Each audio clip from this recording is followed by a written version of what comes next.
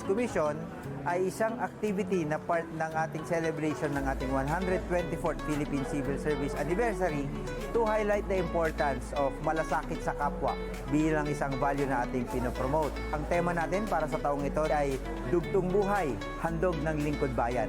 Ating hinimok ang lahat ng mga taong gobyerno na magbahagi ng kanilang dugo. Ito ay isang selfless act na maaari natin gawin at ito rin ay simbolo na sineselebrate natin at thankful tayo sa alay na buhay sa atin. Unang-una sa lahat, nagpapasalamat ako ng maraming sa ating mga donors ngayon dito sa Central Office, sa DANR at pati na rin sa mga regional offices ng CSC. Salamat din sa ating partner, Department of Health, Philippine Blood Center at ang Dr. Jose N. Rodriguez Memorial Hospital and Sanitarium. Napakalaking tulong po ang blood donation na ginawa ng ating mga lingkod bayani upang maparami ang ating blood reserve. Natuwa po na isipin na nagkakaisa ang mga taong gobyerno para sa activity na katulad nito na in the end, ang makikinabang ay ang ating taong bayan.